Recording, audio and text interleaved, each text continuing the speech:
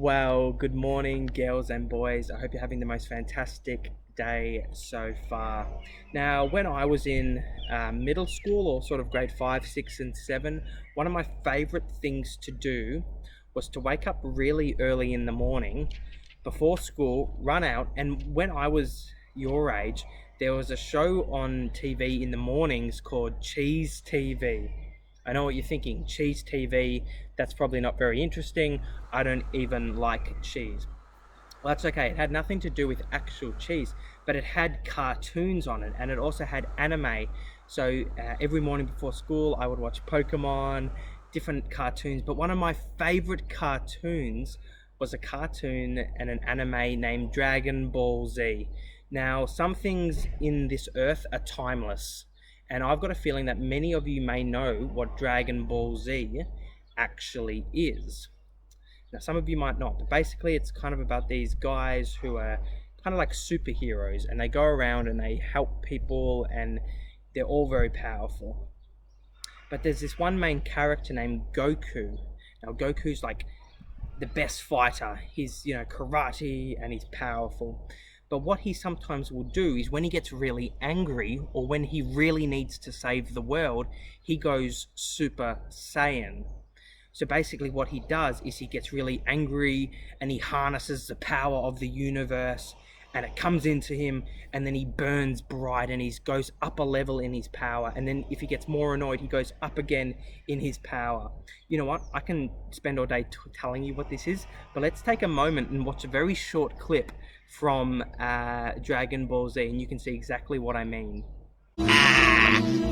Frieza, stop this! Help me!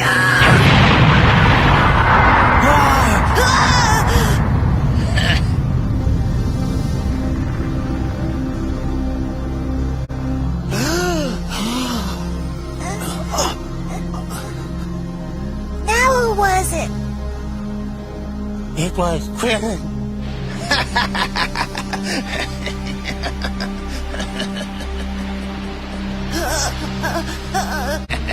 Up goes the weasel.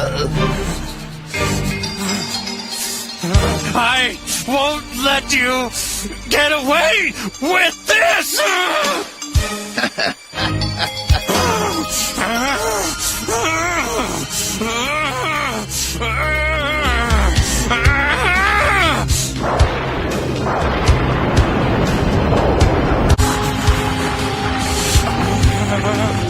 I won't let you!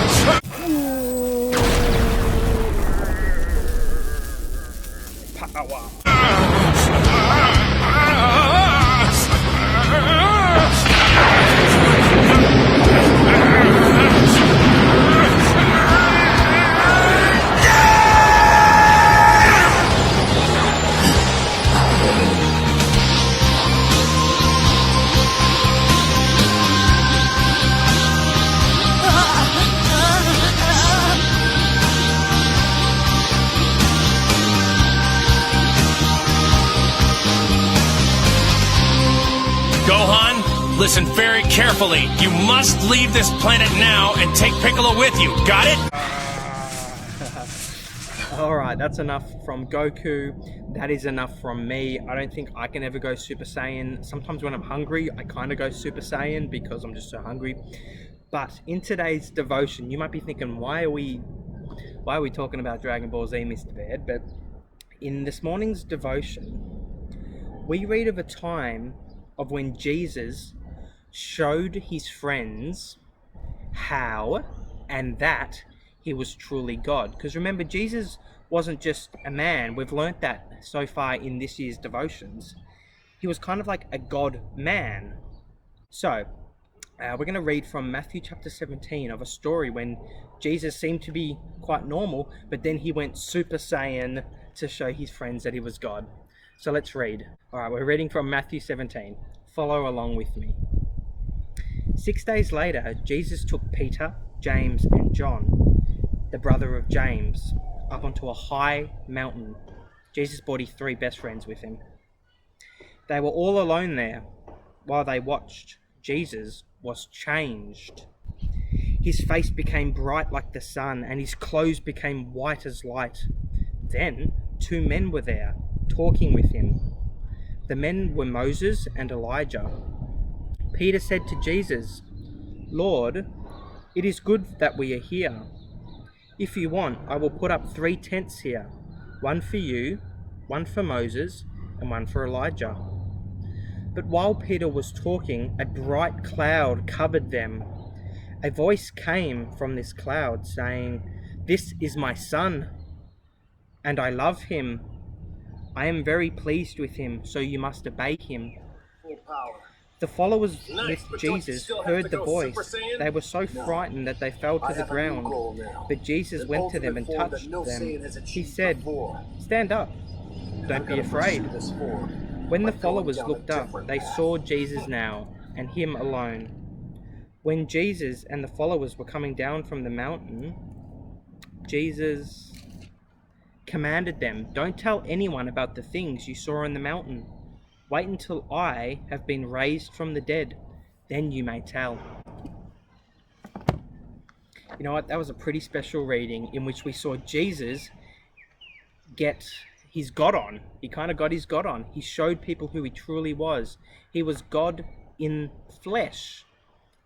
Kind of like Super Saiyan in flesh. Anyway, let's take some time and watch a short video on this teaching. It's time for a Bible story. This story happened about 2,000 years ago when Jesus was here on the earth.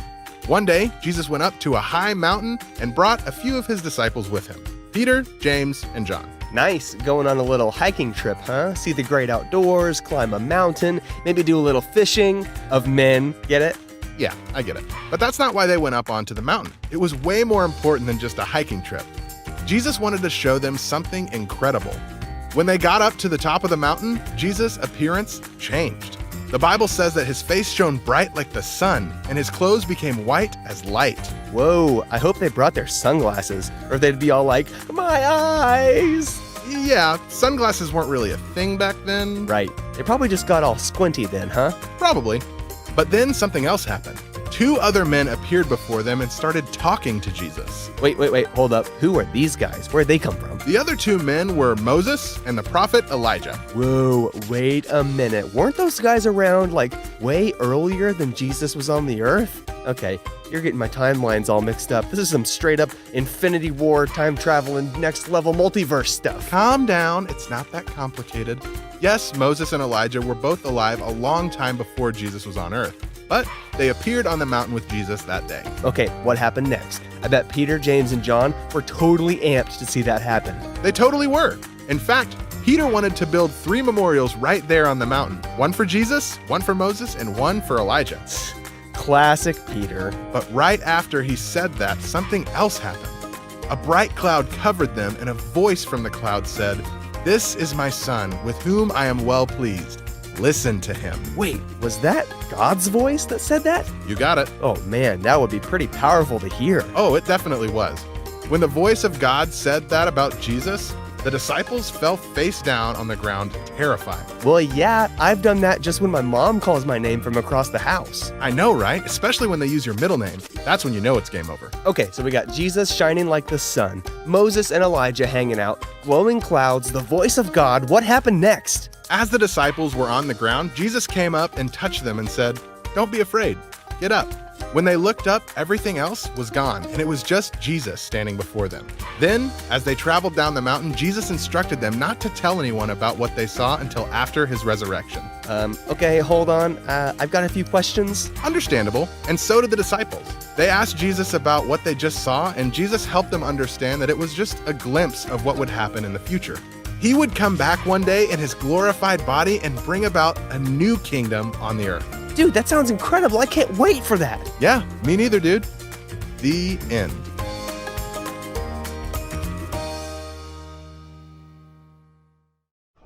Well, Well, thank you so much, girls and boys, for taking the time to watch that video with me and to listen as I read today's reading. Thank you so much. You know what? I think we can learn a few things from this morning's devotion. Number one is this: Jesus Christ was 100% man, 100% human, just like you and I. However, number two, Jesus was also 100% God. You remember God, yeah? He's the one that created the heavens and the earth. He's a God that saves people. And number three, because Jesus is both person, human, and God, he knows what it's like to be us. He knows what it's like to get a tummy ache, to feel scared, to feel anxious, and to feel sad. But as God, he's powerful to do something about it, and he can always help you, and he can always help me too. So that's what I can learn from today's devotion of when Jesus showed us that he was truly God. And I hope you can learn that too. Can't wait to see you all soon. Bye for now.